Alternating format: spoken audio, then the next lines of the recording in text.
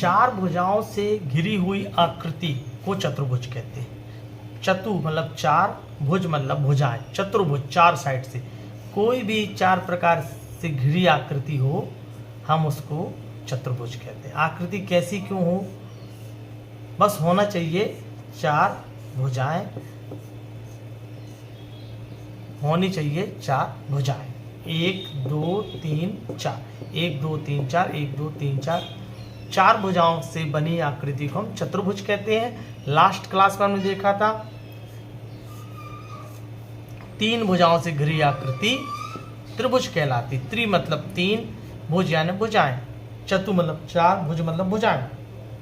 ऐसे पंचभुज आएगा, षष्ठभुज आएगा, अष्टभुज आएगा, तो जितने भी आते जाएंगे उतनी उनकी भुजाएं बढ़ती जाएंगी। हमने देखा था तीन भुजाओं से घिरी आकृति को त्रिभुज कहते हैं। ये तीन, तो इनमें कुछ कोण बनता है, तो इन तीनों कोणों का माप, त्रिभुज के तीनों कोणों का माप 180 अंश होता है। त्रिभुज के तीनों कोणों का माप 180 अंश होता है। चतुर्भुज में भी कुछ नियम है। चतुर्भुज के चारों कोणों का माप 360 अंश होता है। चतुर्भुज के चारों कोणों का माप 360, इसमें 180, इसमें 360। 360 क्या होता है, यदि हम इस पे कोण बनाते हैं तो यहाँ पे हमने चांदा रखा, अब चांदे को एक तरफ से हम ऐसे घुमाते जाएं, जैसे एक रेखा हमने ये बनाई तो ये कुछ कोण बनाएगा 30 अंश 40 अंश, फिर और बढ़ते जाएगा।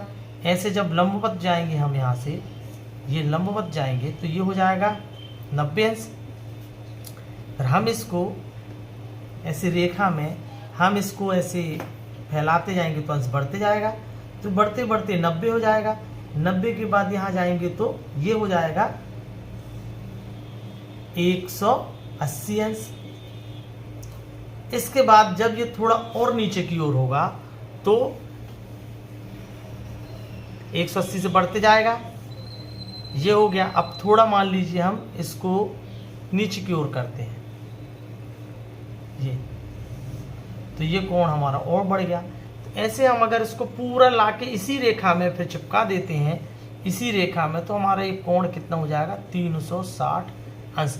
मतलब जो हमारी घड़ी रहती है 1 मिनट में पूरा 360 सेकेंड वाला कांटा ऐसे घूम जाता है। एक राउंड घूमता है तो 360 अंश हो जाता है। तो उसी प्रकार हमारा जो चतुर्भुज होता है ये 360 अंश का होता है। और त्रिभुज कितना होता है, त्रिभुज की आकृति ये है तो टोटल 180 अंश होता है त्रिभुज के तीनों कोणों का योग। मतलब इस त्रिभुज को का टोटल इतना होता है। अब हम चतुर्भुज जान रहे हैं। अब इसके बाद चतुर्भुज बहुत प्रकार के होते हैं। पहले नंबर पे है समांतर चतुर्भुज। समान, इसमें देखो आप समांतर,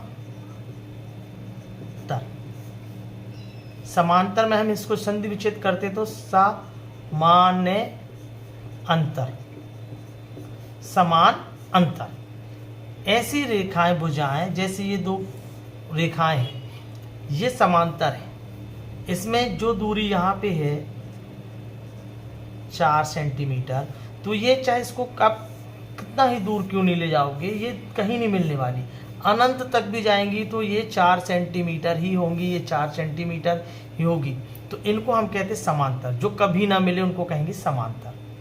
इसी प्रकार जैसे हमारा व्हाइट बोर्ड होता है, ब्लैक बोर्ड होता है स्कूल में, या हमारे रोडें होती हैं, जो हम रोड पे चलते हैं, तो ये दूरी और ये दूरी समांतर रहती है, एक सी रहती है, मतलब ये आपस में नहीं मिलती, तो उसको कहते हैं समान अंतर। मतलब जितने भी चले जाओ दूर उनका अंतर समाप्त नहीं होता, उसको समांतर कहते हैं।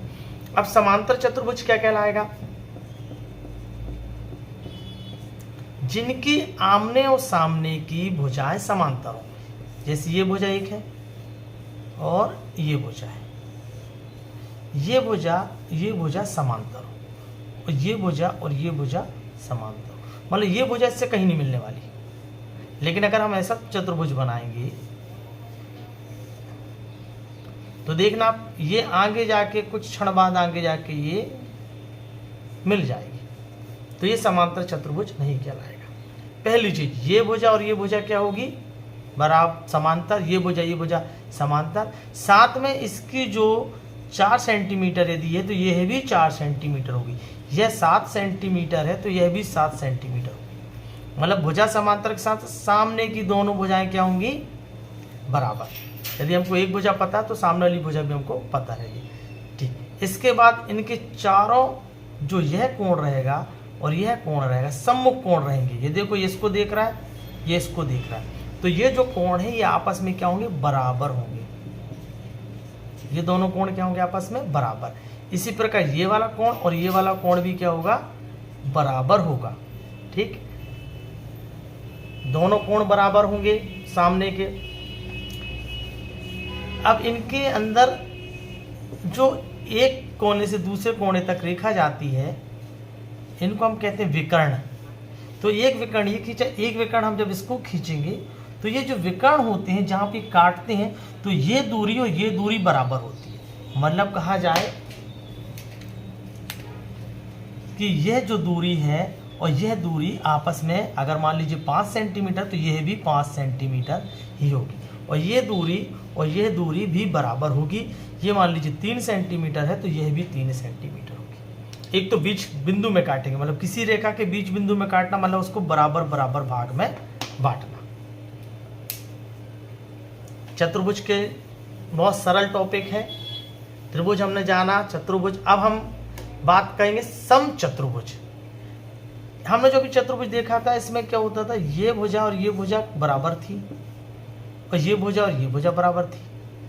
समचतुर्भुज में क्या? सम मतलब बराबर। इसमें चारों भुजाएं बराबर होंगी। समचतुर्भुज में क्या होगा? सम, सम यानी बराबर। तो ये भुजा, ये भुजा, ये भुजा, ये चारों भुजाएं आपस में क्या होंगी? बराबर होंगी। यदि ये 6 सेंटीमीटर है तो चारों भुजाएं 6 सेंटीमीटर होंगी। ठीक है, इसमें भी वही नियम है। ये कोण बराबर, ये कोण बराबर, नियम वही। और यह भी समांतर रहेगी और यह भी समांतर रहेगी, ये भी, ये इसके समांतर ये रहेगी, इसके समांतर ये रहेगी। ये समचतुर्भुज कहलाएगा। अगला है आयत। अब थोड़ा थोड़ा सुधार होते जाएगा हमारे चतुर्भुज में। आयत क्या होता है? यह समांतर, यह समांतर, बिल्कुल बॉक्स बनेगा आयत पे। आयत हो गया। यह जो भुजा है यह भुजा के बराबर, यह भुजा इस भुजा के बराबर, दोनों बराबर हो गई। मान लीजिए 8 सेंटीमीटर है तो ये भी हो गई 8 सेंटीमीटर, ये 4 सेंटीमीटर है तो ये भी हो गई 4 सेंटीमीटर। लेकिन जो आपस में भुजा टकराएंगी तो ये जो आपस में भुजा टकराएंगी तो ये 90 अंश का कोण बनाएंगे, एक दूसरे पे लंबवत गिरेंगी, एक दूसरे पे लंबवत गिरेंगे। जैसे हम लोग घर बनाते हैं तो कॉलम बिल्कुल क्या करते हैं? स्ट्रेट कॉलम रहता है, ऐसा 90 अंश का कोण बनता है हमारे कॉलम पे। कभी कॉलम ऐसा हुआ? नहीं, कभी ऐसा नहीं। ये लंबवत होगा। जैसे हमारी अलमारी, हमारी किताब, तो उसको क्या कहते हैं? लंबवत, सीधे। ये 90 अंश और ये 90 अंश, 90 अंश 90 अंश। एक सीधी रेखा कितना कोण बनाती है? 180 अंश। तो सीधे 90 अंश पे बीच से, बिल्कुल बीचों बीच से 180 अंश को काटेंगे। तो ये हो गया क्या? आयत में यह भुजा और यह भुजा बराबर होगी, आप सामने सामने की समांतर तो होंगी, साथ में 90 अंश का कोण बनाएंगे। ठीक, और इसके विकर्ण भी आपस में क्या काटेंगे? बराबर काटेंगे। ये तो सब में समांतर चतुर्भुज की, ये आपस में क्या काटेंगे? बराबर भाग में बांटेंगे।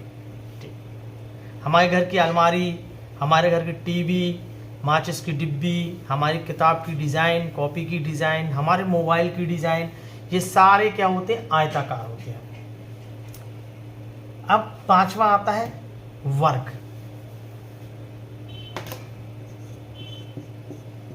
वर्ग आपने देखा होगा, जब भी घर में बात होती वर्ग फिट की बात होती, वर्ग, तो वर्ग का उपयोग ज़्यादातर जमीनों को नापने में, घर की टाइल्सों में इसका उपयोग आगे होगा। ऐसा चतुर्भुज जिसकी चारों भुजाएं आपस में बराबर हों, जैसे क्या था ये? सम चतुर्भुज, ये आपस में बराबर थी, सम चतुर्भुज आपस में बराबर थी, समांतर थी और बराबर भी थी। अगर ये 4 सेंटीमीटर है तो ये भी 4 सेंटीमीटर, ये भी 4 सेंटीमीटर, ये भी 4 सेंटीमीटर। वर्ग में क्या होता है, इस आकृति को सीधा स्ट्रेट कर दिया जाता है, चारों बराबर, ये इस चारों आपस में बराबर। ये यदि 5 सेंटीमीटर है तो चारों 5 सेंटीमीटर, 5 सेंटीमीटर, 5 सेंटीमीटर। साथ में ये 90 अंश का कोण बनाएंगे, सब क्या करेंगे, 90 अंश का कोण बनाएंगे। और इसके जो विकर्ण आपस में काटेंगे एक दूसरे को, ये विकर्ण काटेंगे तो आप देखोगे कि ये विकर्ण क्या करेंगे, 90 अंश का कोण बना के काटेंगे। मतलब ये भी 90 अंश का कोण बनाएगा, ये भी 90 अंश का कोण बनाएगा, 90 अंश के कोण। मतलब इसमें देखो 90 90 360, 90 अंश का कोण ही बनाएगा वर्ग में। तो वर्ग का ये हो गया। अब हम आगे वाले में पढ़ेंगे इन सब के क्षेत्रफल कैसे निकालना है, कोण कैसे निकालना है, और कोणों के हम छोटा सा सामान्य नियम पे चर्चा करेंगे।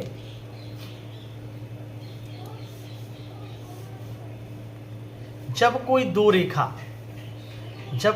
रेखा आपस में काटती है, जब दो रेखा आपस में काटती है तो एक कोण का निर्माण होता है। जब दो रेखा आपस में काटती है, ये रेखा आपस में से काट रही है, ये रेखा, तो जो कोण यहाँ बनेगा वही कोण यहाँ बनेगा। सम्मुख कोण हमेशा क्या होंगे, बराबर होंगे, सम्मुख कोण हमेशा बराबर होंगे।